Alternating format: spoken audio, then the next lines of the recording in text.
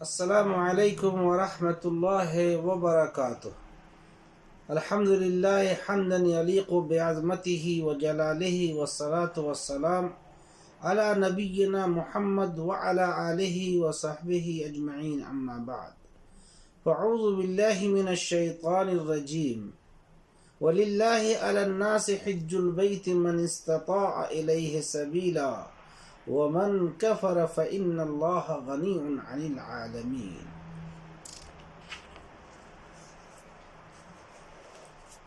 معزز سامعین، گزشتہ ہفتہ آپ کے سامنے روزے کی فضیلت اور اس کے فوائد اور روزہ کو توڑنے والی چیزیں نیز صدقہ فطر کا ذکر ہوا تھا۔ آج کے اس درس میں انشاءاللہ آپ کے سامنے حج کے بارے میں، حج کے اوپر مشروعیت اور حج کرنے والے کا مقصد اور حج کی فضیلت اور اس کے فوائد انشاءاللہ آپ کے سامنے بیان کروں گا۔ حج کا لغوی معنی ارادہ کرنے کے ہیں، قصد کرنے کے ہیں، اور شریعت میں حج کہتے ہیں کہ خاص مہینے میں خاص عمل کے لیے مکہ مکرمہ جانا، یعنی اللہ تبارک و تعالی نے قرآن کریم میں اس کی مشروعیت اس طریقے سے بیان کی ہے اور فرمایا، اور اللہ کے لیے لوگوں پر بیت اللہ شریف کا حج کرنا ہے جو وہاں تک پہنچنے کی استطاعت رکھتا ہو، اور جس نے کفر کیا تو اللہ تعالیٰ سارے جہان سے بے نیاز ہے۔ یہ آیت جس میں اللہ تعالیٰ نے فرمایا وَلِلَّهِ عَلَى النَّاسِ حِجُّ الْبَيْتِ مَنِ اسْتَطَاعَ إِلَيْهِ سَبِيلًا وَمَنْ كَفَرَ فَإِنَّ اللَّهَ غَنِيٌّ عَنِ الْعَالَمِينَ، اس میں اللہ تبارک و تعالیٰ نے اس بات کی خبر دی کہ اللہ کے لیے لوگوں پر بیت اللہ شریف کا حج کرنا ہے، اللہ کے لیے بیت اللہ شریف کا حج کرنا ہے۔ یعنی حج کرنا کیا ہے؟ یہ شریعت سے مشروع ہے، جس کے اوپر یہ دلیل ہے وَلِلَّهِ عَلَى النَّاسِ حِجُّ الْبَيْتِ مَنِ اسْتَطَاعَ إِلَيْهِ سَبِيلًا، لیکن کس کے اوپر؟ جو صاحب استطاعت ہو، اور جس نے کفر کیا، جس نے انکار کیا عملاً یا جس طریقے سے بھی اگر انکار کیا تو اللہ تعالیٰ سارے جہان سے بے نیاز ہے۔ حج رسول اللہ صلی اللہ علیہ وسلم کا ارشاد گرامی ہے، جس کا معنی یہ ہے کہ جمرات کو کنکریاں مارنا، یعنی حج کرنے کا مقصد کیا ہے۔ اس رسول اللہ صلی اللہ علیہ وسلم کا ارشاد گرامی ہے، جس کا معنی یہ ہے کہ جمرات کو کنکریاں مارنا،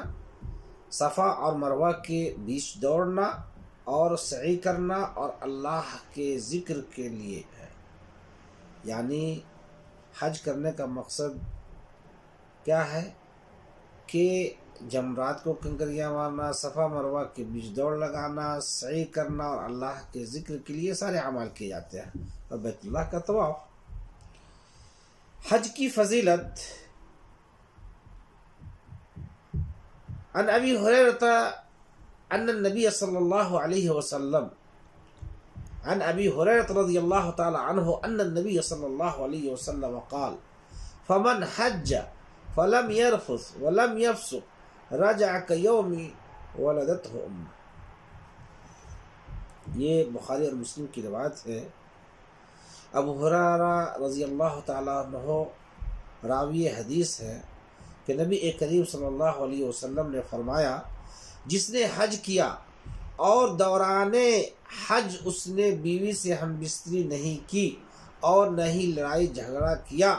تو وہ شخص اس دن کی طرح سے گناہوں سے پاک و صاف ہو کر کے لوٹا جس دن اس کی ماں نے اسے جنا تھا۔ اللہ اکبر۔ یعنی حج کی فضیلت میں سے ایک فضیلت یہ ہے کہ جس نے حج کیا اور دوران حج اس نے بیوی سے ہم بستری نہیں کی، نہ ہی لڑائی جھگڑا کیا، نہ کسی کو گالی گلوچ دیا، تو وہ شخص اس دن کی طرح سے گناہوں سے پاک و صاف ہو کر کے لوٹتا ہے جیسے کہ اس کے ماں نے اسے جنم دیا۔ اللہ۔ دوسری روایت بھی ابو ہریرہ رضی اللہ تعالی عنہ سے مروی ہے۔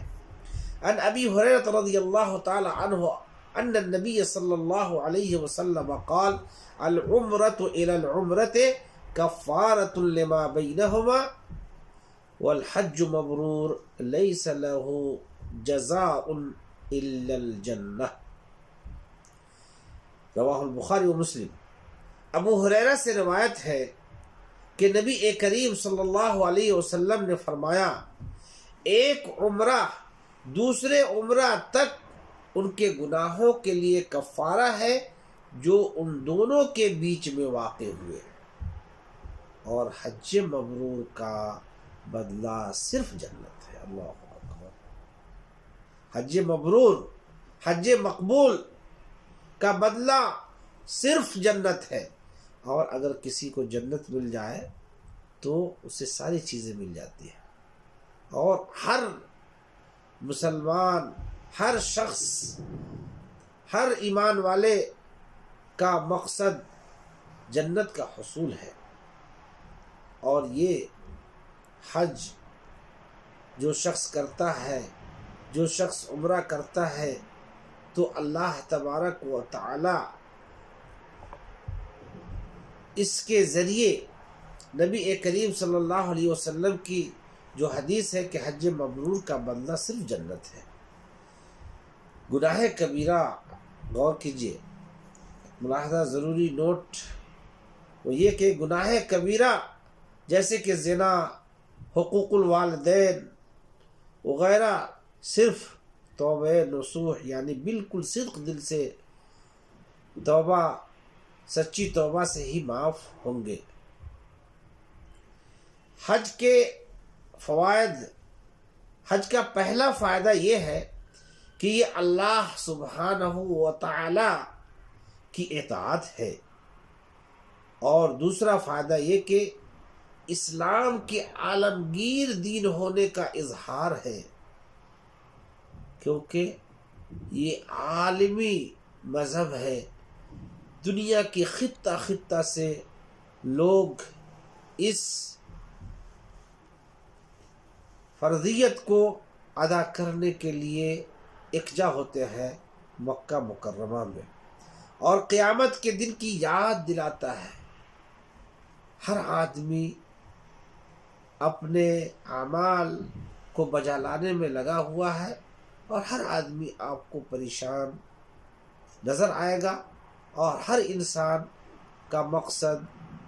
حج کی ادائیگی اور اس کے اعمال، اس کے ارکان، اس کے واجبات اور اس کے سنن کو ادا کرنے میں ہر آدمی مشغول ہوگا، اور یہاں ایسا معلوم ہوگا کہ نفسی نفسی کا عالم ہے، اور ہر شخص اپنے حج کو ادا کرنے میں لگا ہوا ہے۔ کسی سے کوئی مطلب نہیں، یا ہر آدمی پریشان نظر آتا ہے، چونکہ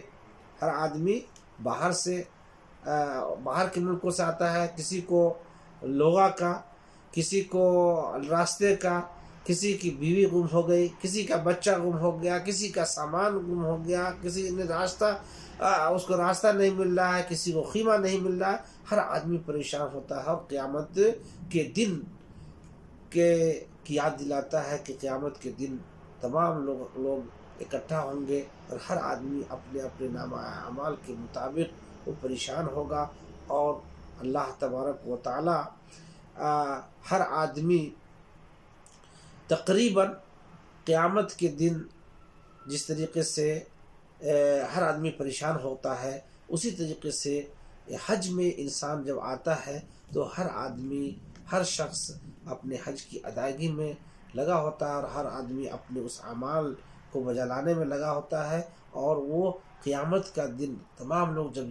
جب میں غفیر ہوتی ہے، تمام لوگ پریشان حال ہوتے ہیں، کوئی لاغر ہوتا ہے، کوئی محتاج ہوتا ہے، کوئی کسی کے ساتھ کوئی مشاکل ہے، کسی کے ساتھ کوئی مشاکل ہے۔ یہ حج کے فائدوں میں سے فائدہ یہ ہے کہ یہ اللہ سبحانہ وتعالیٰ کی اطاعت ہے، اور یہ اسلام کے عالمگیر دین ہونے کا اظہار ہے، قیامت کے دن